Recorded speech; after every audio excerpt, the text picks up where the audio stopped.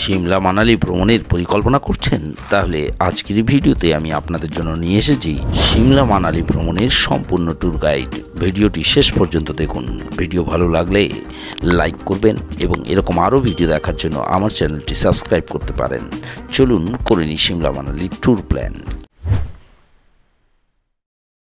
আপনি যদি সিমলা ও মানালি একসঙ্গে ঘোরার প্ল্যান করেন তাহলে প্রথমে আসুন সিমলা। কলকাতা থেকে কিভাবে সিমলা আসবেন তা আমার এই ভিডিওতে ডিটেলসে বলেছি। ভিডিওর লিঙ্ক নিচে ডেসক্রিপশন বক্সে দেওয়া থাকবে।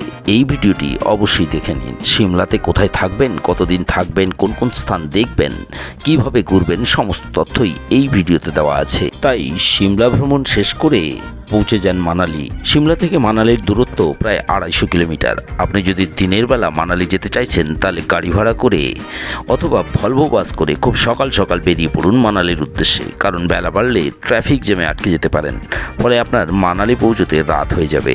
মানালি পৌঁছতে মোটামুটি 10 ঘন্টা মতো সময় লাগবে। আপনি যদি রাতে মানালি যেতে চান তাহলে রাতের HTDCর ভলভো বাসে অথবা গাড়ি রিজার্ভ করে মানালি যেতে পারেন। আমার সিমলা ভ্রমণের ট্যুর প্ল্যানের কন্টিনিউশন হিসেবে বলা যায়, সিমলায় 2 নাইট 3 ডেজের তৃতীয় দিন রাতে রওনা দিন মানালি, অথবা চতুর্থ দিন সকাল সকাল। রাতের বাস জার্নি বা গাড়ি জার্নি করার অসুবিধা না থাকলে নাইট জার্নি করে মানালি আসাই ভালো। এটা অবশ্য আমার ব্যক্তিগত অভিমত, কারণ 4th ডেতে আপনি মানালির লোকাল সাইট সিইংগুলি করে নিতে পারবেন। আপনি যদি নভেম্বর থেকে ফেব্রুয়ারি মাসে এই ট্যুরটি করার প্ল্যান করেন তাহলে অবশ্যই অনলাইনে হোটেল বুক করে আসবেন, কারণ এটি পিক সিজন।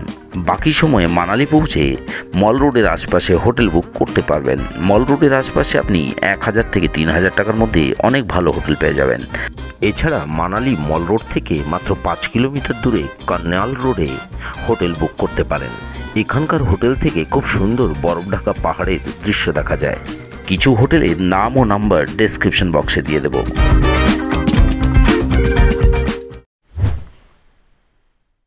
সিমলার জন্য রাখুন 2 নাইট 3 ডেজ, যেটা আমার সিমলা ট্যুর প্ল্যানের ভিডিওতে ব্যাখ্যা করেছি।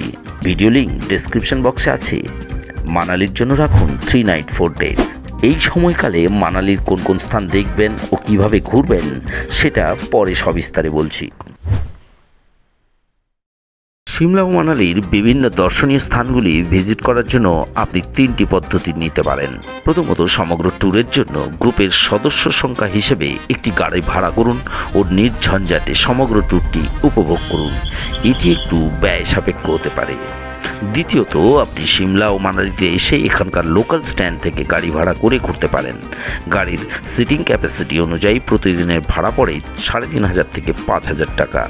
তৃতীয়ত, HTDCর বাসে করে সিমলা ও মানালির দর্শনীয় স্থানগুলি দেখতে যেতে পারেন। এক্ষেত্রে খরচ কম হলেও বাসের টাইম অনুযায়ী আপনাকে চলতে হবে, অনেক ক্ষেত্রে যা আপনার ট্যুরের আনন্দ মাটি করে দিতে পারে। ভ্রমণের প্রকৃত আনন্দ যদি উপভোগ করতে চান তাহলে সমগ্র ট্যুরের জন্য চণ্ডীগড় অথবা সিমলা থেকে একটি গাড়ি ভাড়া করে ঘুরুন। এটা আমার ব্যক্তিগত মতামত। সিমলার কোন কোন স্থান কোন দিন দেখতে যাবেন সেটা সিমলার ট্যুর প্ল্যানের ভিডিওতে পেয়ে যাবেন। মানালির যে স্থানগুলি অবশ্যই ভিজিট করবেন সেগুলি হলো Rohtang pass, Atal tunnel, Solang valley, Hidimba Devi temple, Vashisht temple, Manu temple, club house, old Manali, Jogini waterfall, Manali মল রোড। যদি আপনি সিমলা থেকে মানালি নাইট জার্নি করে আসেন তাহলে চতুর্থ দিন সকাল 7টার মধ্যে মানালি পৌঁছে যাবেন। ওই দিন হোটেলে চেক ইন করে ফ্রেশ হয়ে ব্রেকফাস্ট করে বেরিয়ে পড়ুন লোকাল সাইট সিংয়ে। এই দিন দেখে নিন Hidimba Devi temple, Vashisht temple, Manu temple, club house ও সবশেষে মানালি মল রোড। 5th ডেতে সকাল সকাল বেরিয়ে পড়ুন রোহতাং পাসের উদ্দেশ্যে। রোহতাং পাস যাওয়ার জন্য পারমিটের ব্যবস্থা হোটেলে অথবা আপনার গাড়ি ড্রাইভারকে বলে করিয়ে নেবেন। রোহতাং পাস যাওয়ার রাস্তায় দেখে নিন কোঠি ভিলেজ, স্বর্ণিম ভাটিকা, রানী নালা, ব্যাসকুণ্ডের মতো কিছু দর্শনীয় স্থান।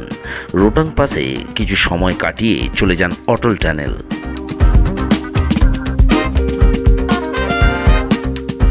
অটল টানেল থেকে চলে যান সোলাং ভ্যালি। সোলাং ভ্যালিতে কিছু স্নো অ্যাক্টিভিটিস বা স্পোর্টস অ্যাক্টিভিটিস করে ফিরে আসুন হোটেলে।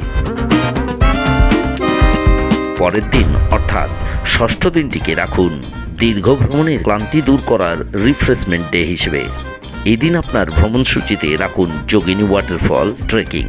যোগিনী ওয়াটারফল ট্রেকিং করে মানালি ফিরতে আপনার ঘন্টা 3 সময় লাগবে। দুপুরে হোটেলে ফিরে লাঞ্চ করে কিছুক্ষণ রেস্ট নিয়ে অথবা মল রোডে শপিং করে সন্ধ্যের দিকে চলে যান ওল্ড মানালি। ওল্ড মানালিতে কোনো ক্যাফেতে বসে কফি, স্ন্যাক্স, লোকাল ফুডসের সঙ্গে এনজয় করুন লাইভ মিউজিক। এরপর হোটেলে ফিরে ডিনার করে ঘুমিয়ে পড়ুন। সপ্তম দিন সকাল সকাল বেরিয়ে পড়ুন মণিকরণের উদ্দেশ্যে। মানালি থেকে মণিকরণের দূরত্ব 80 কিলোমিটার। রাস্তায় কুলুতে নেমে করে নিন শীত বস্ত্রের শপিং ও দেখে নিন সল ফ্যাক্টরি। তবে আপনি এটা স্কিপও করতে পারেন। আপনি সোজা চলে যান কাসল। এখানে পার্বতী নদীর তীরে কিছুটা সময় কাটিয়ে ও কাসল ব্রিজের উপর কিছু ছবি তুলে চলে যান মণিকরণ। মণিকরণ সাহিব গুরুদ্বারা গিয়ে দেখে নিন রাম মন্দির, নয়না দেবী মন্দির, শিব মন্দির, রঘুনাথ মন্দির ও বিখ্যাত মণিকরণ গুরুদ্বারা। সেই সঙ্গে আনন্দ উপভোগ করুন এখানকার ন্যাচারাল হট ওয়াটার স্প্রিং।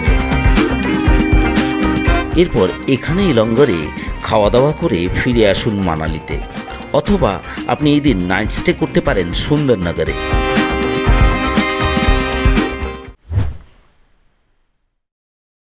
আপনি যদি ধর্মশালা, ডালহৌসি এইসব জায়গাগুলি না দেখে কলকাতা ফিরে যেতে চান, তাহলে সপ্তম দিন খুব রাত্রে 2-3টে নাগাদ অথবা অষ্টম দিন খুব সকালবেলা রওনা দিন চণ্ডীগড়ের উদ্দেশ্যে। চণ্ডীগড় থেকে শতাব্দী এক্সপ্রেস করে দিল্লি এসে দিল্লি থেকে ওই দিন রাজধানী এক্সপ্রেসে ফিরুন কলকাতা, অথবা চণ্ডীগড় থেকে 45 কিলোমিটার দূরে আম্বালা এসে ধরে নিন দুপুর 1:53 হামসফর এক্সপ্রেস, যেটা শুধুমাত্র বুধবার দিন চলে, অথবা বিকেল 5:25 জালিয়ানওয়ালাবাগ এক্সপ্রেস, যেটা শুধুমাত্র রবিবার চলে। এছাড়া আপনি 7th ডেতে মণিকরণ না দেখে শুধু কুলু ভ্যালি দেখে মানালিতে পৌঁছে বিকেল বেরিয়ে চণ্ডীগড় আসুন। রাত 1:25 ধরে নিন নেতাজি এক্সপ্রেস, যা প্রতিদিনই চলে। 2 নাইট 3 ডেজ সিমলা ট্যুরের জনপ্রতি খরচ কত সেটা আমার এই ভিডিওতে বলেছি। 3 নাইট 4 ডে মানালি ট্যুরের জনপ্রতি খরচের হিসাব স্ক্রিনে দিয়ে দিলাম।